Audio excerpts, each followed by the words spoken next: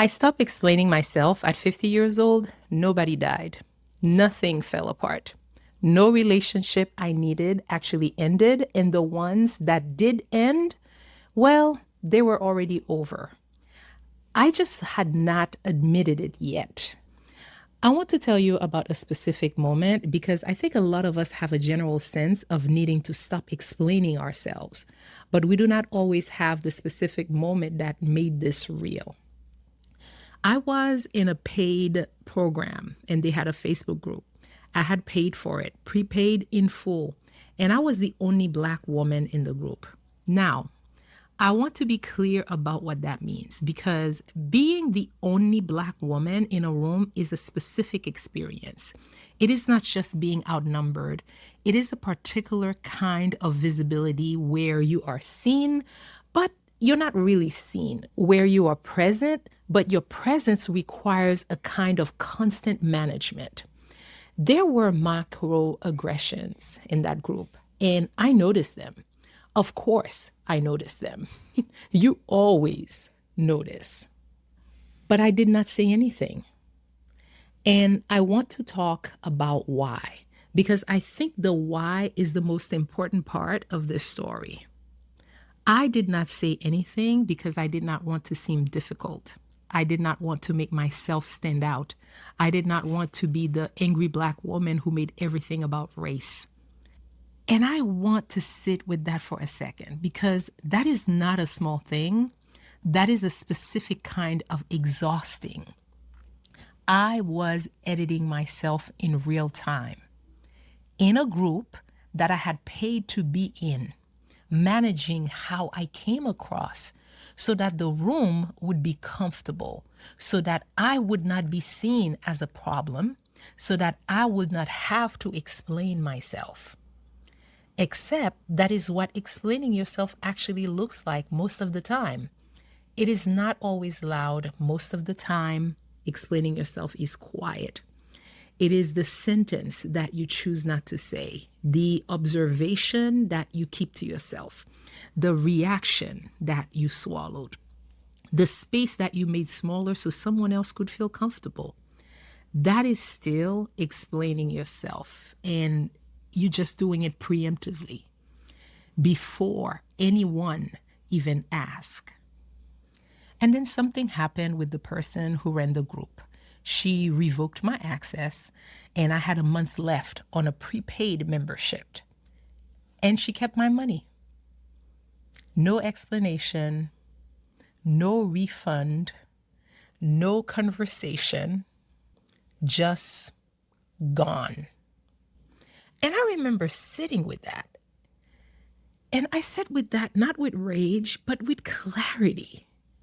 Because something about that moment crystallized everything. I had been editing myself in that group. I had been managing myself. I had been making myself smaller so that I would not seem difficult, so that I would belong, so that my presence would not be a problem. And she took my money anyway. And I thought, what exactly was all that editing for? Who was I protecting? What did all that explaining or not explaining actually get me? And the answer was nothing. It got me absolutely nothing. Here is the thing that nobody tells you about explaining yourself. You cannot explain your way into being believed by someone who has already decided not to believe you. I had been in that group noticing things, and every time I thought about saying something, I already knew how it would go. Are you sure that is what they meant? Maybe they did not intend it that way. Why would you think that was directed at you? I have had that conversation so many times. The one where I explain clearly, where I even gave the context, where I lay out the facts and watch them get completely discarded. And not because I was wrong, because the other person always got the benefit of the doubt automatically, without having to explain anything, without having to prove anything. Their intention was assumed to be good My perception was assumed to be the problem. And I realize I'm not explaining myself to be believed. I am explaining myself to manage how uncomfortable my truth makes other people. And that is not my job. It was never my job. I just did not know I was allowed to stop. Now, I want to talk about what this costs because I think we talk about the exhaustion of it, but we do not always name what it is actually taking from us. First of all, it costs you your time. Every conversation where you are explaining, justifying, defending, it is a conversation where you are not building and you are not creating, you're not moving forward, you're not doing anything to grow yourself or your loved ones. You are standing still trying to convince someone of your reality while the thing you actually want to be doing waits. It also costs you your confidence because every time you explain yourself and are not believed, a small part of you wonders, maybe I'm wrong, maybe I'm overreacting, maybe I should have said this differently. And that wondering, it accumulates. And over time, you start to doubt your own perception. You start to doubt your own instincts, your own read about the room.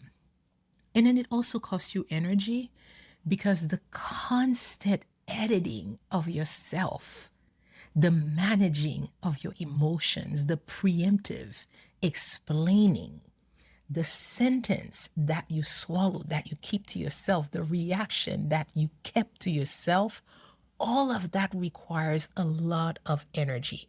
And that's energy that could have been somewhere else, somewhere that actually wanted it. And I want to say something specific here because this is not just a general boundary conversation. This is something particular about being the only Black woman in a room or being asked implicitly or explicitly to explain yourself. We are trained for it from very early to translate ourselves, to make our experience legible to people who have not lived it, to soften our observations so that they land without discomfort, to frame our truth in a way that does not make the room feel accused. And we are so good at it.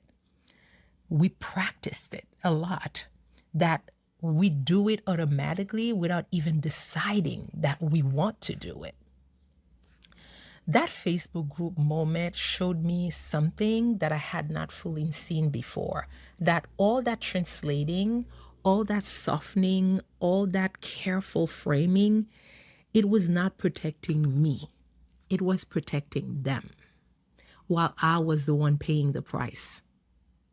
I was paying the price in money. I was paying the price in energy. I was paying the price in the parts of myself that I had edited out of the room. So here is what I chose instead. I chose to stop explaining, not to become difficult, not to become someone who does not care about other people, but to stop requiring my own approval of myself to come from other people. Because here's what I realized. The people who need you to explain yourself are the people who are never going to believe you anyway. The people who get it, they do not need the explanation. They just get it. And the people who do not get it, no amount of explaining is going to change that, because the issue is not that they do not have enough information.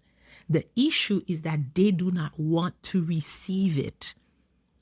And once I understood that, explaining felt less like communication and more like a performance that I was putting on for an audience that had already made up their mind about me. So I stopped performing. And I want to tell you what actually happened when I stopped, because I think a lot of us are afraid of what stopping looks like. Nothing catastrophic happened. Nobody whose opinion actually mattered to me disappeared. The relationship that I needed, they stayed. The ones that needed me to stay away in order to continue, those relationships ended. Or some of them just faded. Or revealed themselves to have always been conditional. And I want to say that clearly because I think that we are afraid that if we stop explaining, we will lose people that we love, or we will damage relationships that matter. We will become someone unrecognizable. What I found out was actually the opposite, because when I stopped explaining, I stopped attracting the situations that required me to constantly explain myself. The energy that I had been spending on justifying myself, that energy went somewhere else. It went into my work. It went into my relationships, the ones that matters. It went to the things that I was actually trying to build. And I felt for the first time in a very long time like I was not carrying something that was not mine. I stopped explaining myself at 50 years old, not because I became careless, not because I stopped caring about other people, not because I became the difficult Black woman everyone was afraid I would become if I stopped managing myself. Because I finally understood something. My word is enough. My perception is valid. My experience does not require a jury. And the people who need me to explain myself before they would ever believe me, they're just not my people. That woman in that Facebook group, she kept my money and gave me something worth far more than what I paid for. She gave me the clarity to stop. And at 51 years old, I am the most myself that I have ever been. And not because everything is figured out in my life, but because I stopped editing the parts of me that made other people uncomfortable. And I started showing up as the whole version of myself instead. So for those of you who don't know me, I'm Webley, and I want you to drop a comment below and tell me, what is the thing that you have been explaining yourself about that you are ready to stop doing? I want to read every single one of your answers. And remember to hit subscribe, because I will see you in the next one.